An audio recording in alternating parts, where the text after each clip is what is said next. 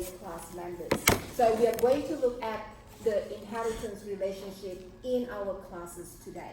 So there's a base or a parent, and then we have the derived or the child class. Now, I think the easiest way to understand this concept is basically just creating the code, and then we are doing that through the code. And the other thing that I will do also, because we learned about static keyword last time, and we learned about the requirements for the static methods, remember again, static methods can only access either static methods or static variable. So that is the limitation of static methods. So I'm going to illustrate that example in my C# project examples today. So that is what we're going to do. Now, let's start by creating a new project in Visual Studio, guys. Let's do that together. So create a new project, and then, so remember again that is always the console app, and then click next, and let's call this as PD2 inheritance example.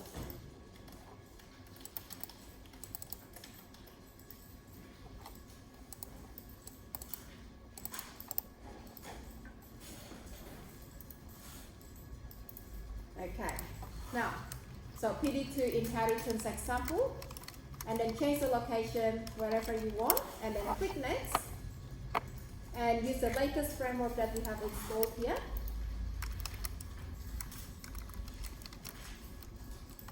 Okay.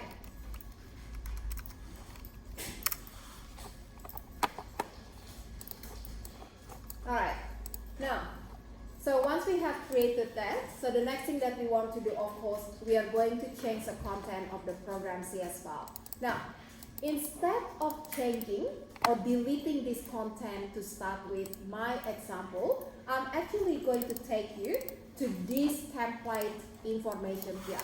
So some people might have already gone to this article and read about the new console template, but this time we are going to do that together in class as well. So let's have a look at the information about the console template.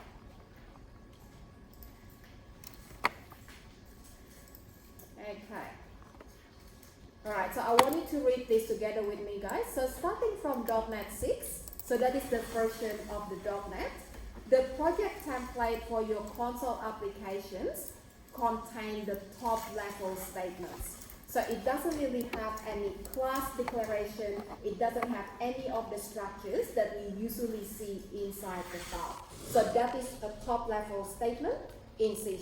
Now prior to .NET 6, the structure of your program.cs file actually looks like this. So it has what we call as the using directive on the top, and then we have the namespace declaration, then we have the class called program, and inside the class, we have the main method. Now, if you have a look at the content of the main method, the content of the main method is the statement that we want to execute when you run the program.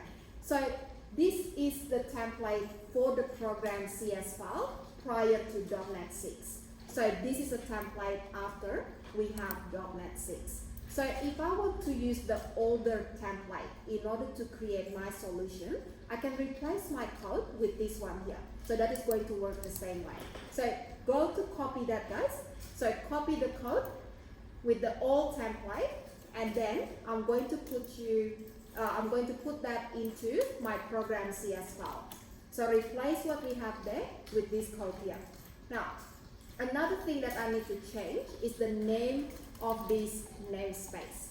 So I'm going to talk about the namespace after this and why it's important to know about the namespaces. So first of all, the actual namespace depends on the project name. So change my app into your project name.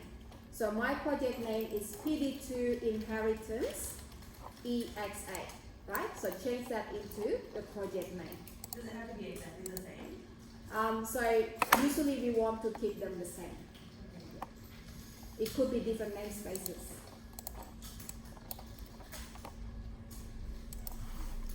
Okay, now, so this is just an instruction or some explanation about the namespace.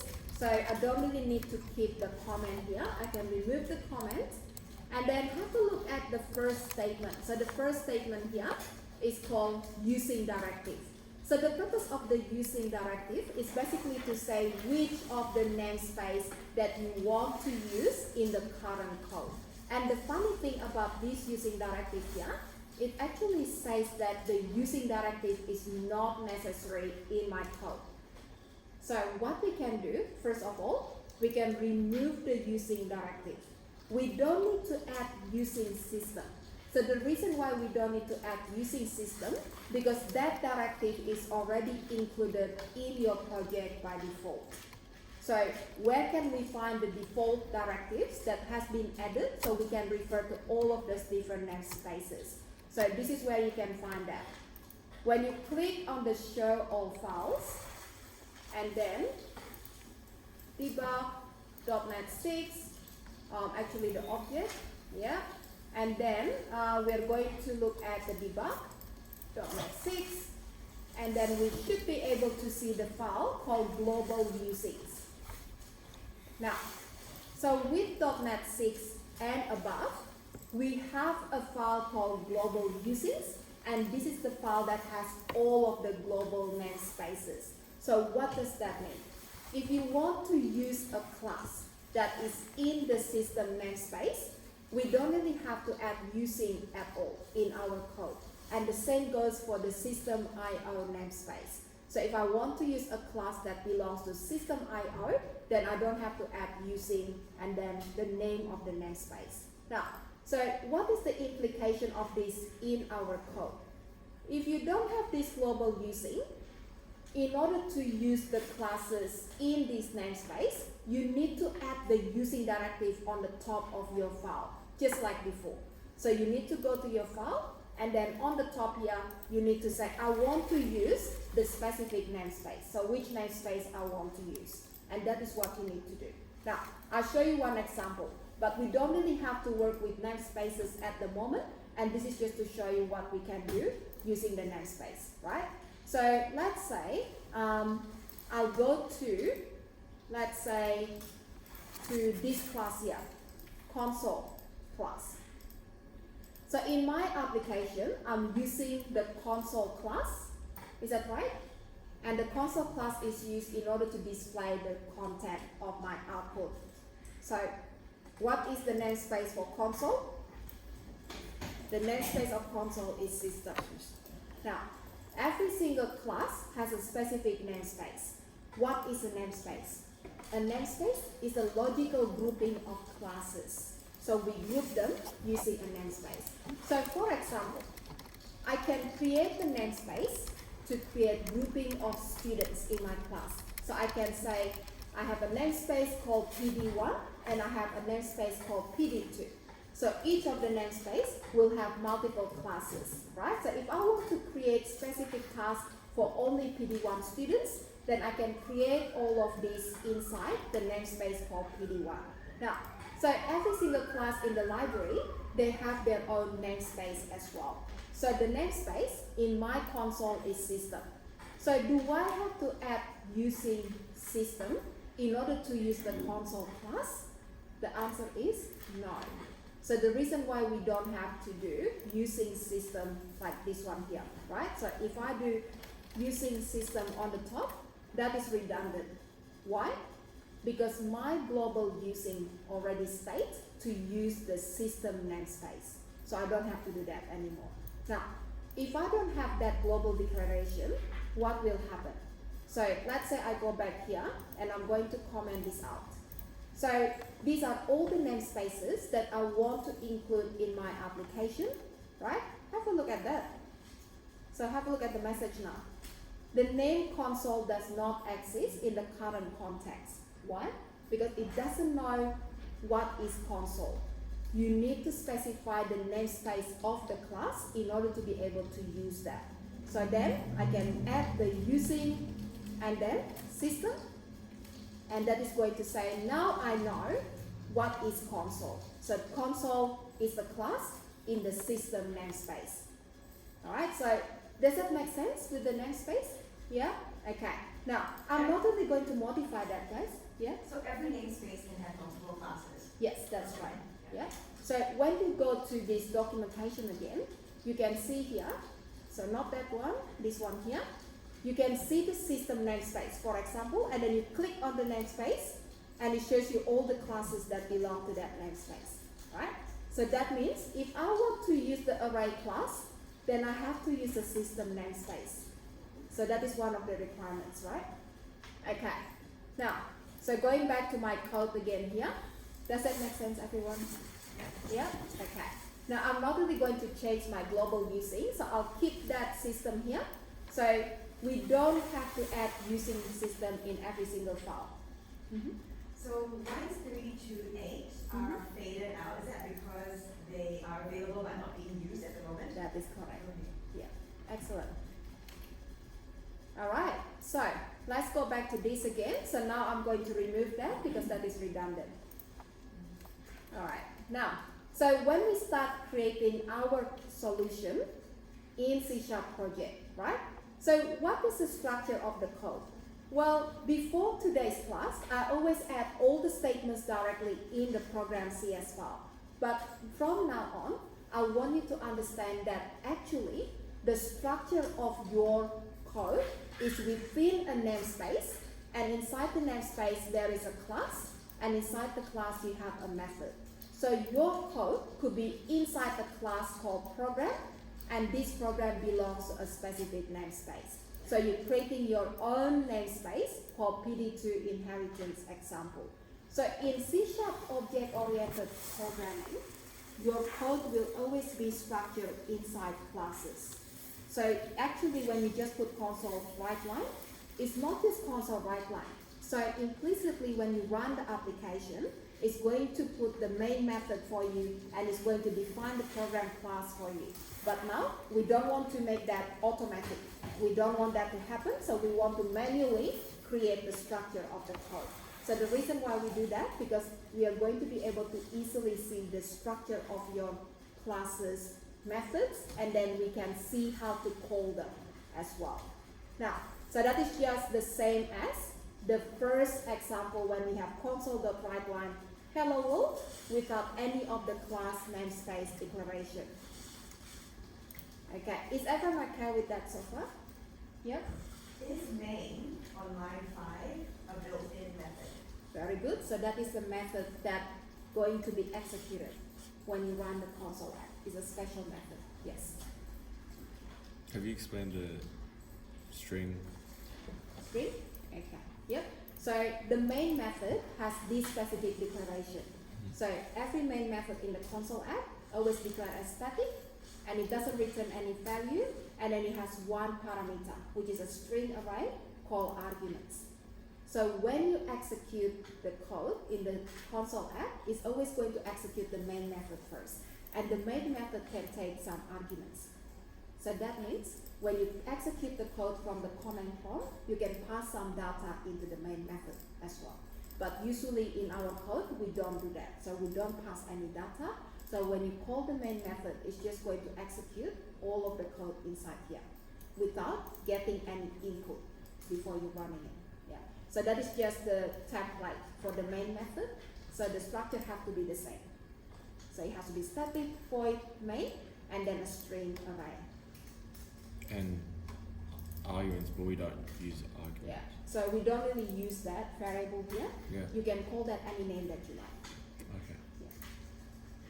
Yeah. Okay. So that is basically just to replace our .NET 6 template. So remember again, you can either have only the top level statements without the main method, without the class, without the namespace, or you can have the whole structure added in your program CS file. Now, the reason why I want to do that is because I'm going to start creating multiple classes, and not just multiple classes in the same file. I want to separate them into different files to make it easier to maintain the code. So once I've done that, then I can make all of these classes to interact with each other. So let's say one of the class has a method that can call the method of another class. So that is what I want to do. Yeah? Now, so I'll show you the example first. So let's create another class. This time, we are going to add a new file to the project. So right click your project, everyone, and then we add a class. I'm going to call this class as helper. So that is my helper class. And then click add and have a look at my second file here. Does it have to be helper.cs? So the extension has to be CS, the name could be any name. Yeah. Oh. Okay. You want CS. Now, so is everyone okay so far? Yeah? Alright, so this is what I want to do. So from the program CS, I want to call the method of helper class. So for example here, I want to call test1 method from helper class.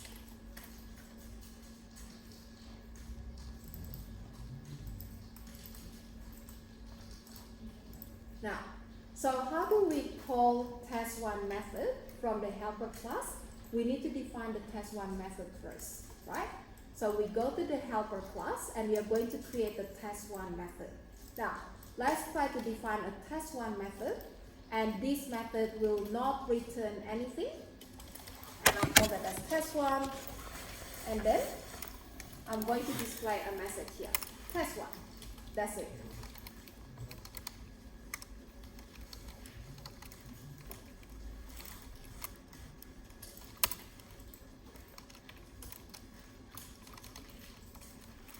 Okay. Now, so how do we call this? That's the question. How do we call test1 method from the helper class? Okay. So helper dot test1. Yep. I don't think It it's gonna doesn't work show? just like it's internal. Yeah. It's What is the internal type of the method? Is that instance method or static method? It's instance. Instance, right? So how do we call an instance method? By Class name, and we creating like not class name. To create a new instance first, and then using the instance name, then we call the method, right? Remember that? yeah. Now, the only difference this time, we put the classes in different files, right? Not in the same file. Now, so if I want to call test1, then I can create the instance of helper first. Is that right? So new helper, and then what is the name of my instance? H1. Okay, then we use the instance name, which is H1, in order to call the method, right? So what is the method again? Test1. All right, then semicolon. Now, remember again, this method is an instance method. So to call that, we need to create the instance. So what is the other name for instance? Object. Object, very good. So object name, right? So we are using the object name in order to call the method. Now, let's try to run it. So which one is going to be executed? So is it going to run the main method in the program class or the test1 method? Can you show your helper class code? Which one? Your class code. I'm just very confused. Oh yeah, that makes sense. Okay. So when you run this, the program main method is going to be the entry point to your application, right? So when you run it, it's going to execute the code inside main. So inside main, we are going to create the instance of helper, and then we are going to call the test1 method of the helper class. All right, so run it, guys, and then check the output. All right, can you see the message there, test1? Yeah? Okay. Is everyone okay with that so far? Yeah? Okay.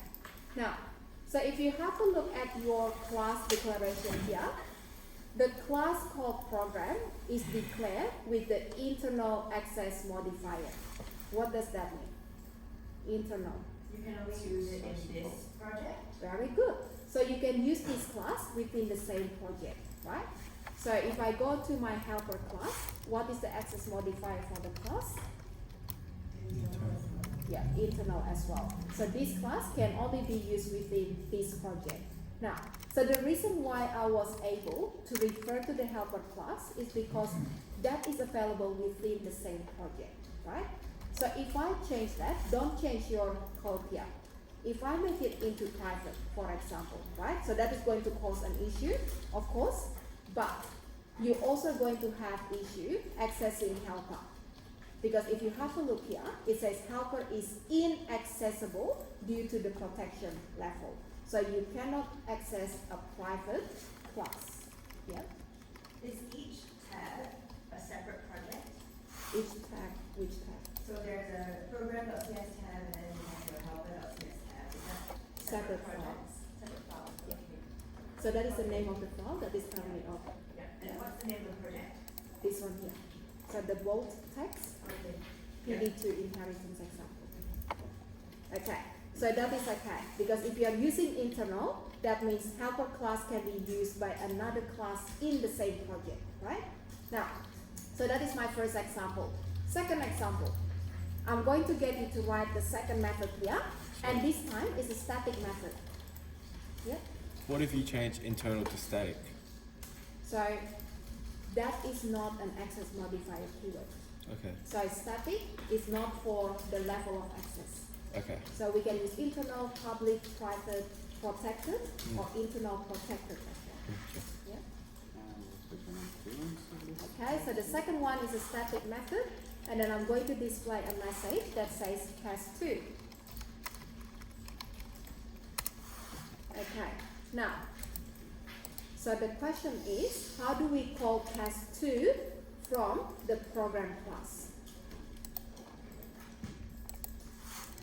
So remember again, the declaration is slightly different. You can you Helper dot test2. Well done. Okay. So what is the difference this time? we can call this static Very method good. in this way. Yeah. So test2 is a static method. So to call the static method, we are using the class name, right? So what is the other name of static? We call static as class. Sorry? Class. So the other name of static is class, right? So you can say a static method or a class method. Class method. Yeah? Okay. So test2 is a static, or we can call that as a class method. So that is to make it easier to remember again. How do we call a static or class method? We are using the class name, right? So what do you call that test1 again? Test1 is instance, or we can call that object method, right? So then in order to call this method, we need to use the instance or the object of the class. Now, so that is just to show you the two different ways to call the method. So depending whether they're static or non-static method. could you please go back to helper? Yep. Static void. Okay, thank you. Okay. How are we going with that one? Confusing a little, but like mostly fine. So the way you call that, or The way we call that is fairly simple because we already discussed it. yeah? And declaring basically the same as before, it's just we're doing it in separate ways. Yeah. Okay. All right. So this is just to show you some examples again about what we did last time, right? So we have different methods that can be called differently depending on how you declare the methods. Now, so remember again, in last examples, we're always adding the class inside the same file. So in the program.cs file, we have multiple class declaration. So it's really hard to manage your code that way. So the best practice is to move the class declaration to a different file, like this one here. So you have a file for the helper class, and then you have all the members of the helper class here. Now, so this class, it actually doesn't really have a lot of information. So we're only using this in order to test our code. So we have two methods, which are again the instance method and the static method, right? So we are using that to test how to call that from another class. Now, so let's put something that is more interesting. I'm going to create another class again. So how do we add a class file? Go to inheritance, example, right click, add new class. New, where's new? Add class, sorry. Yeah, so add and then class, very good. So then this time I'm going to call this as game character.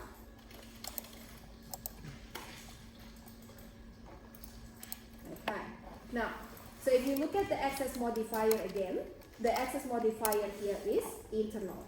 So we can use the game character within the same project, right? Okay, now, what are the members that we usually have here? We have fields, and then we have properties, and then we have constructors, and then we have methods. Is that right? Yeah.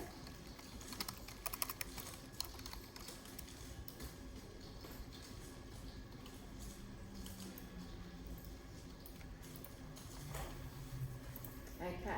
Now, so what I'm going to show you, how to actually combine the fields and the properties into a concept that we call as automatic property.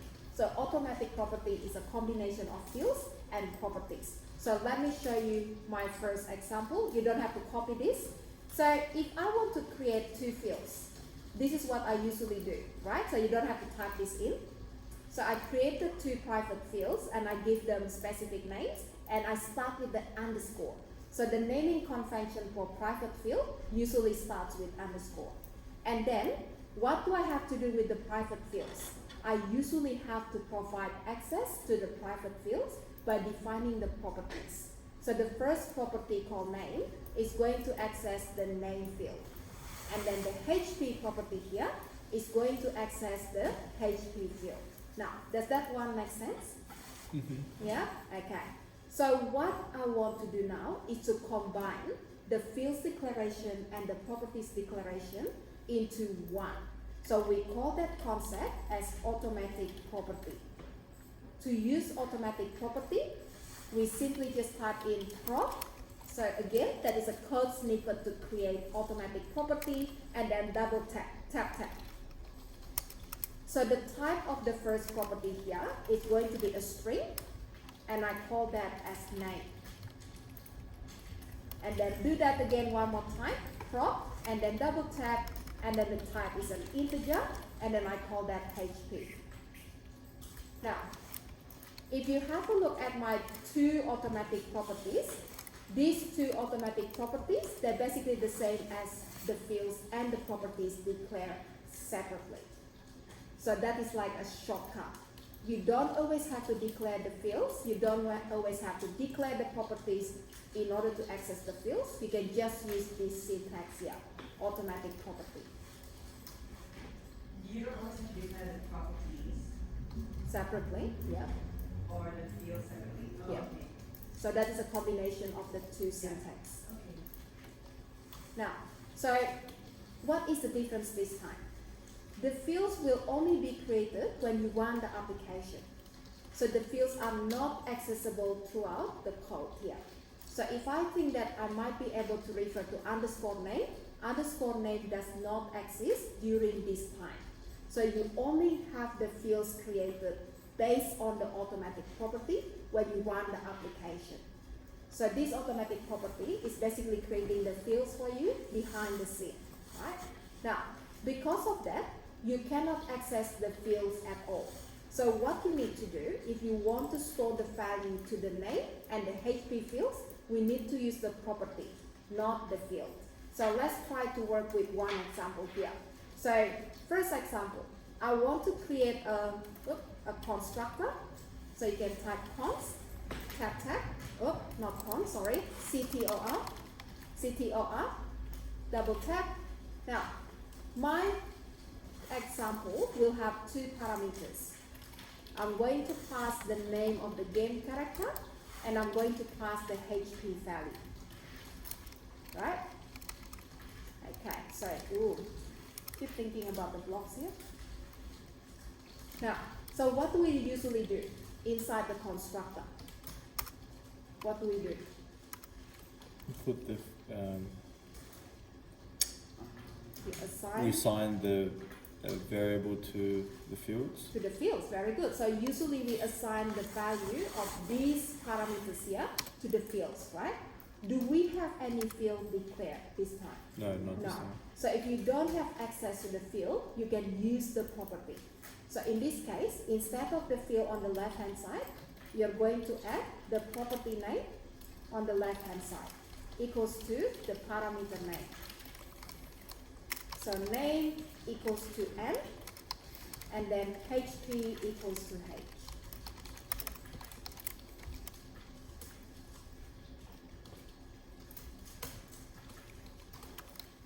Okay.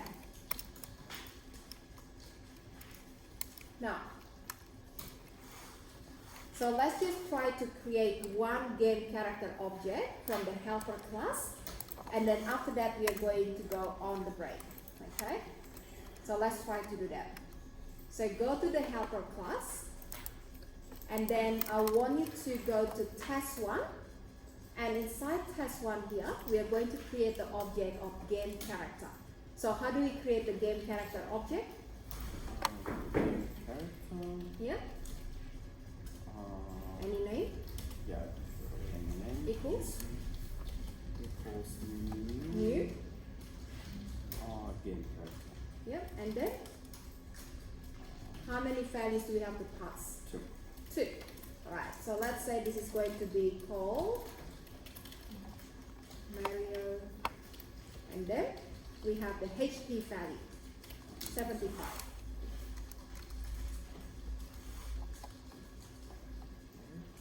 Okay.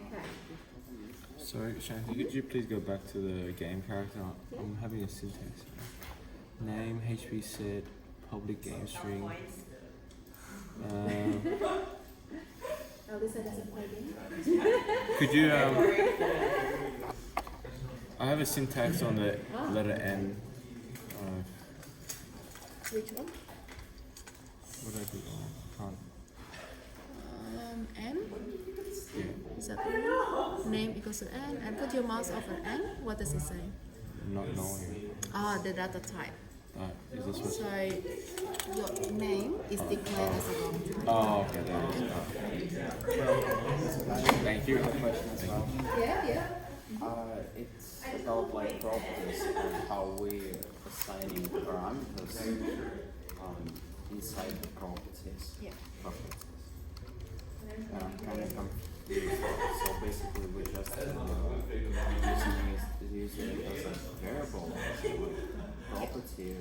I'm kind of confused. Okay. We don't need fields to store the.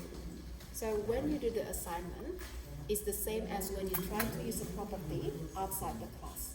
Remember how we put the object name dot property equals to? Property is just basically like a variable with an access. Yes, Like that in is this right. case. And we basically inside these properties we're usually assigning like this property into the fields. Yes. But now we don't use the field anymore But because they- it's not but they can also store the data. That is right. So the property cannot store data, right? But when you run this application using the automatic property syntax, the So automatic it's only property, in automatic. that is right, only in automatic property syntax. So if I'm gonna decide to create like my own property, Yeah. sometimes. That it doesn't create the field for you because it's not automatic property. Alright, so guys, let's try to test that quickly. So maybe the easiest way to test is to create a method. Yeah, so let's create one method to display the details.